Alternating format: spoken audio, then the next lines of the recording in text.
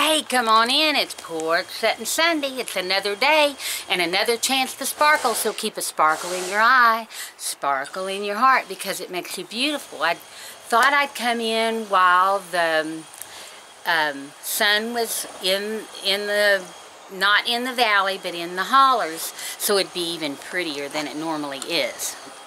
Okay, let me show you the mountains. Hope y'all having a great day. There. I zoomed it up. We don't want to zoom it. But look how pretty. I love it when it does this right here, when the sun is just on the mountaintop. Just like that. I love it when it's like that. See how the sun's on the mountain top and it shows the valley right here. The valley. The leaves are changing slightly, but not their full color yet. So I thought I'd come in and tell a story since it is October. Whoa! The kids and their toys, they don't pick them up and Mama falls on them.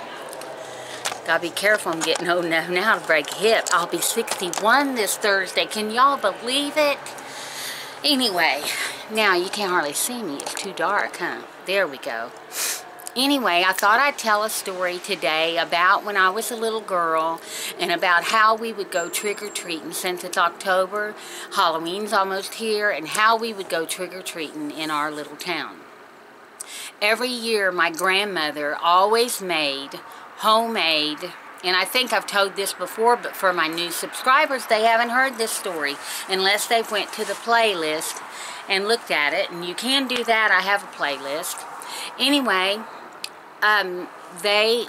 Grandma would spend all day making popcorn balls, and everybody in the town where I grew up knew that you better get to Grandma's house early for her popcorn balls. When we would come home from school, we would try to get her to give us some of her popcorn balls, and she said, you have to come to my house and trick-or-treat just like all the other kids. So when we went home to get ready for trick-or-treating, Grandma's house was the first house we hit.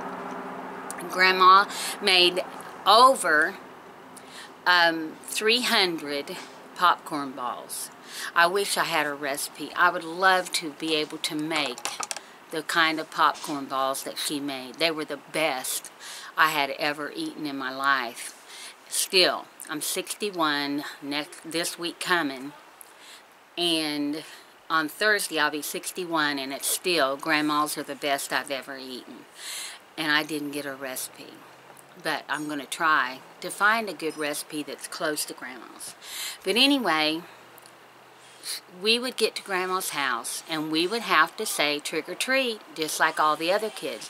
Well, we would always take, Mom would give us a sheet, or not a sheet, but an old pillowcase, and that's what we used, and we would walk all over the whole town and trick or treat and fill that to almost halfway full. We'd be dragging it almost by the time we got home.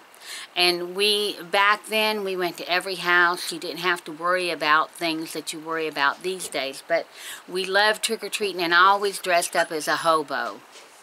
I always dressed up as a hobo.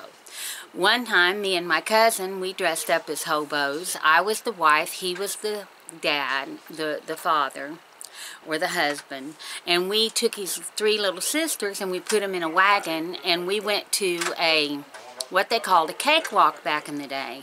And we pulled his 3 little sisters, my 3 little cousins, around, and on the back of our wagon we put "Just Married." He was carrying a whiskey bottle and I was slapping him with my purse while we pulled the little girls around, and we won first place during that time. That was back in the 60s.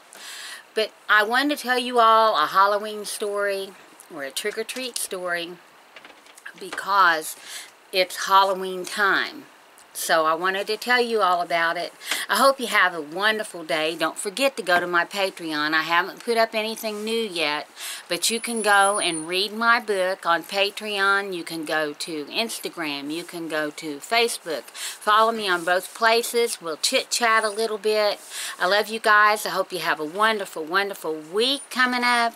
And I'll see you on the porch next Sunday if it's not too cold. It's getting cold here, so as soon as it gets too cold to be out here, we'll be doing Sunday setting in the parlor or Sunday setting in the living room, whichever you want to call it.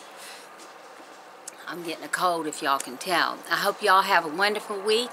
I love you guys, and I'll see you. I may even surprise you if I can. I'm sorry I didn't put anything up Tuesday, but I had to work on Monday, so I didn't have any time to do that. I'll try to get some up this week. I love you guys, and I'll see you on the porch Sunday. Bring your coffee or your hot cider or your water, whichever one you prefer. I love you guys. Bye. Don't forget, at the end of every storm is a wonderful rainbow. Bye.